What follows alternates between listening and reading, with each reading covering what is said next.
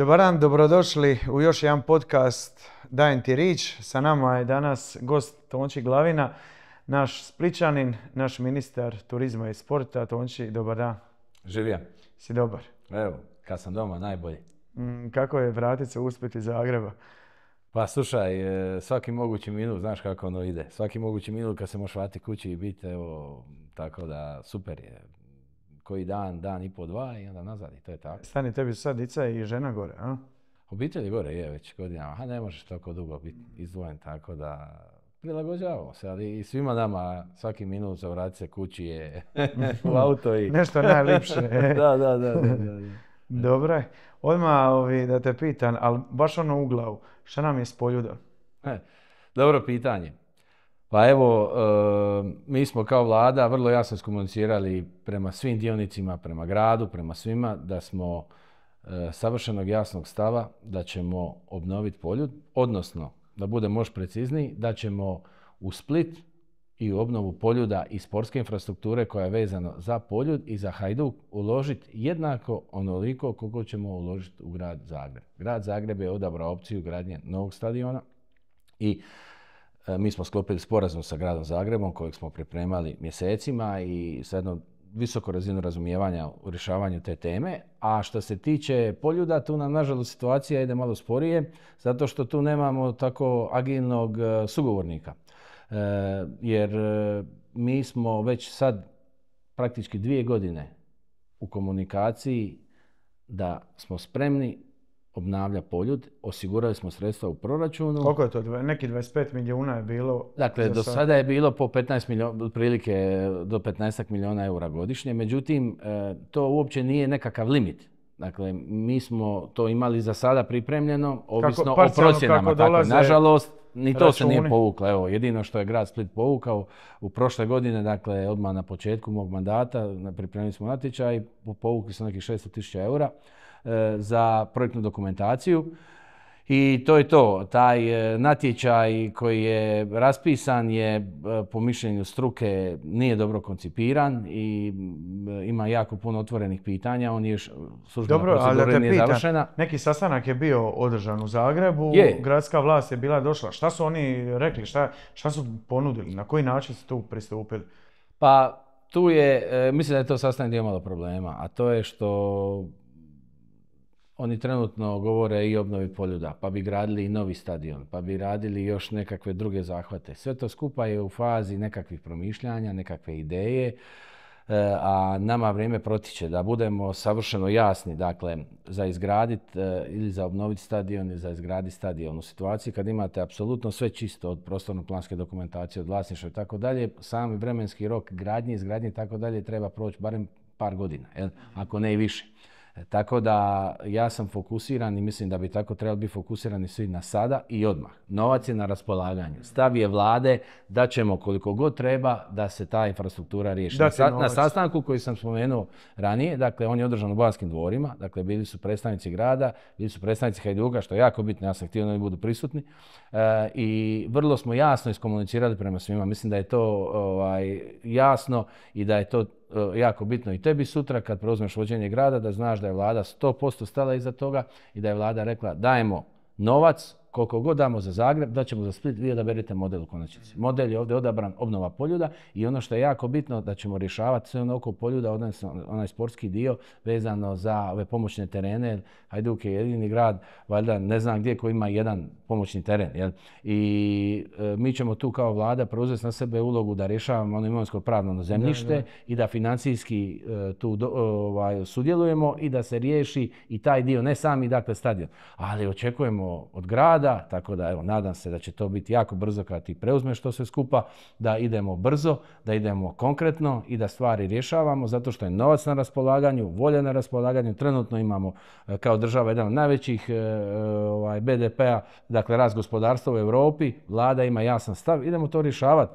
Za 2, 3, 5 godina, ko zna šta će tada biti? Idemo stvari rješavati odmah. Ajde, znači bit svega je pripremljen kvalitetan projekat kojeg praktički vi ne vidite i s čim prije s time izaći i da praktički proces koji Da, je... recimo, grad trenutno nema ni građevinsku dozvolu. Da, Govorimo da. o obnovi jedna mega strukture, jedne koja je stara U biti 50 godina. ušli su u cijelu priču, u natječaj, bez da znaš šta žele. I jedan veliki dio natječajne dokumentacije u ovoj tehničke je još datira iz vremena nas, dakle Andre Krstulovića Opare, koji je pripreman od tada. Tako da, nažalost, to ide jako sporo, ali mi smo apsolutno gradu Splitu na raspolaganju bili i jesmo u svakom mogućem smislu. Međutim, grad tu vodi priču. Dobro, tu mi ne možemo ništa napraviti. U svakom slučaju, vlada je stala iza obnove Poljuda. Vlada smatra da grad Split što ponudi u smislu infrastrukture, da stoji iza toga jasno. Ovako, znači što je bilo na gradskom vijeću za Brodaricu i za obnovu Poljuda. Mi smo kao gradski vijećnici, evo ja i klub HDZ-a, mi smo podržali bile izmjene GUP-a na Brodarici, ali pod uvjetom da nam se da dokument u kojem će se reći je li to održivo ili nije. Da. Mi do danas to nismo vidjeli i ono što stvarno sad preostaje da se stvarno fokus mora dati na Poljud i na obnovu čim prije i sada i odmah. Jer ne znam, evo, dođeš na Poljud i kad vidiš... To je upravo to, jer to je nažalost, moj dojam je da to nemamo. Jer na tom sastanku, na tom sastanku je bio potpredsjednik vlade gospodin Bačić, dakle bio sam ja, bilo je glasnogovornik vlade, dakle bili su naši stručnjaci iz mog ministarstva, stručnjaci iz Ministarstva graditeljstva, dakle predstavnici ureda predsjednika vlade. Dakle, imali smo jednu jaku ekipu koja to sad već radi i provodi, da pokažemo da smo ozbiljni i da želimo da to ide što prije. Ali moj dojam je upravo ovo, da se u principu nije iskristaliziran stav. Jer čak i na tom sastanku se razgovaralo ono neformalno, kao da možda oni nisu sigurni da bi Poljud trebalo obnavljati, nego bi trebalo srušiti pa graditi novi stadion i tako dalje. I sad u tim okolnostima je jako teško, pomoći nekome ko ne zna što želi. A išlo se u natječaj, tako je, by the way, a ne znaš u šta ideš. Tako je, dakle treba jasan stav što želimo, a ja se slažem s tobom. Želimo obnovu Poljuda odmah i sad, zato što je tu kompletno situacija čista. I imovinsko-pravno i prostorno-planski, dakle stvar je građevinska dozvola, projekt obnove, obnova. Točka. Da. Ma gledaj, što se tiče uopće sportske infrastrukture, ja osobno držim da Split stvarno zaslužuje još bolje, ne samo što se tiče ovog nogometnog dijela i Poljuda. Mislim da tu treba se također i oko Gripa posvetiti i stvarno pristupiti. Ono što smo mi zamislili u programu je to da se ide u obnovu sami Gripa i sigurno da tamo treba, što se tiče ovog borilačkih sportova, određene rekonstrukcije napraviti. Nisu to veliki zahvati, ali su bitni i za mali nogomet i za borilačke sportove koji jednostavno nemaju termina. Apsolutno, ja to gledam po cijeloj Hrvatskoj i ima jako puno dobrih primjera gdje se stvari dobro razvijaju po pitanju sportske infrastrukture. Naime, mi smo kao vlada stvarno napravili strahovito veliki iskorak. Mi smo sada samo u godinu dana, dakle od kad sam ja preuzeo ministarstvo, u godinu dana smo digli budžet za sport preko 33%. I onda je to prilika i za ove druge mi smo došli praktički, od kad smo kao vlada preuzeli ulaganje u sport, ušesterostručili.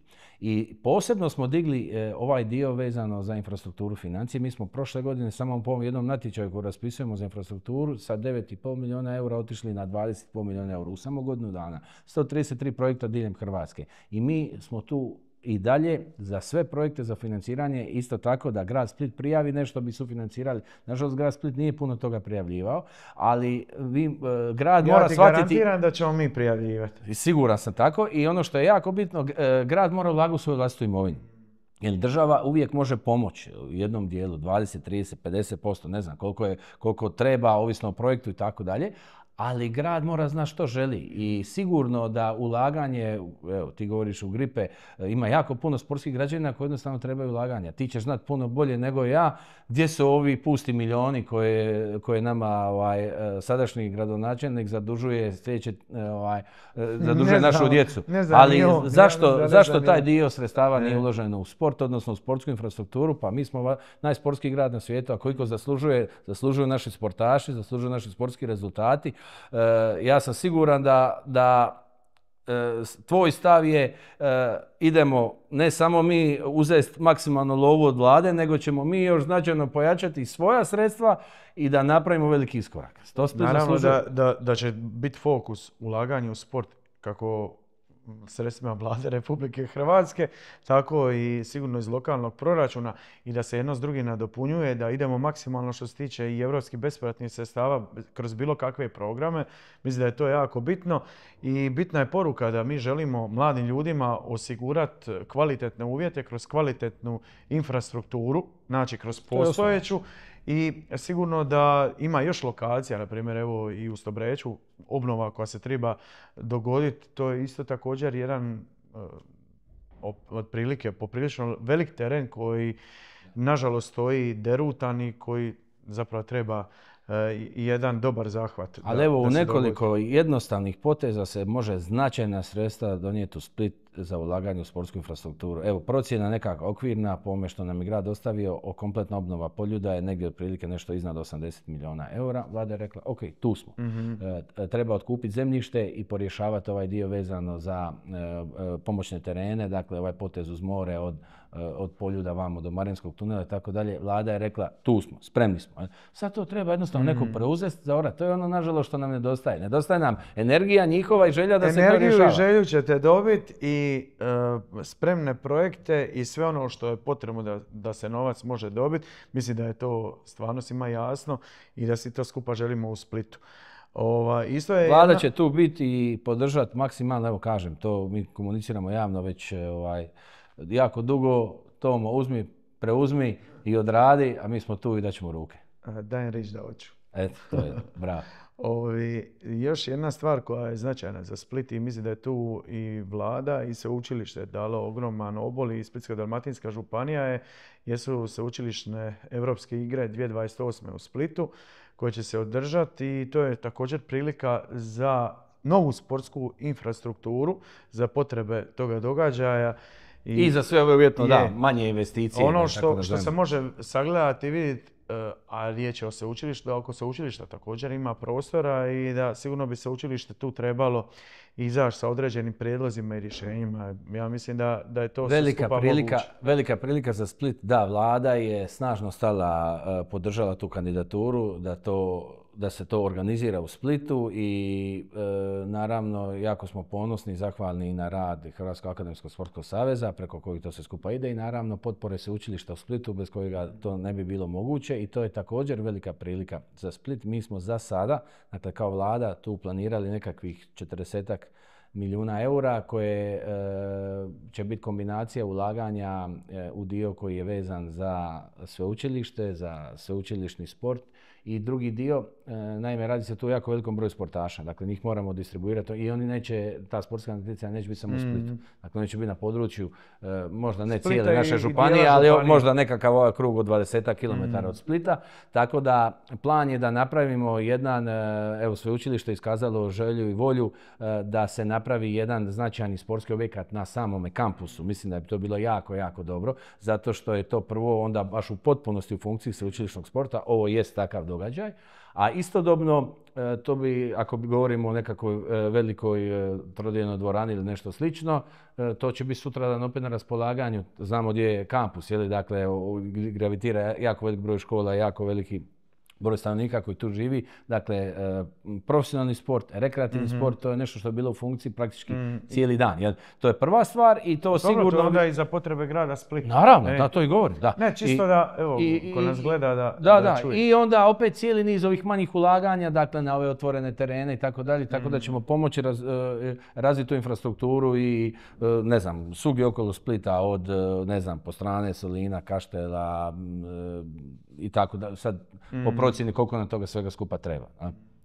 Mislim da su to stvarno super vijesti i opet govorim, to je naglasak za budućnost mladih i ono što mi stvarno želimo izdvojiti da dosta se i članarina za sportske klubove omogući od strane grada Splita da budu besplatne, barem 50% i za ove najpotrebitije, jer stvarno ima dosta djece koji bi možda htjeli trenirati, a možda nemaju mogućnosti, zatim besplatni javni prijevoz i jednostavno poticati što više mladih ljudi da se uključi u sport. Ima jako puno gradova u Hrvatskoj koji sufinanciraju članarinu za sportske klubove i mislim da je to dobro.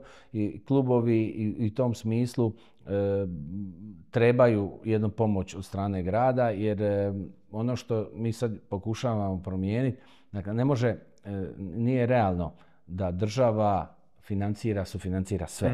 Zato što jednostavno klubovi su u svojoj esenciji odgovornost grada, jedinice lokalne samouprave gdje se oni nalaze. I njihovo funkcioniranje i financiranje i tako dalje. Dakle, uvijek su ovi programi dodatni s nacionalne razine financiranja. Dakle, mi radimo financiranje kompletnog sporta, sve, dakle, sportskih saveza i svega.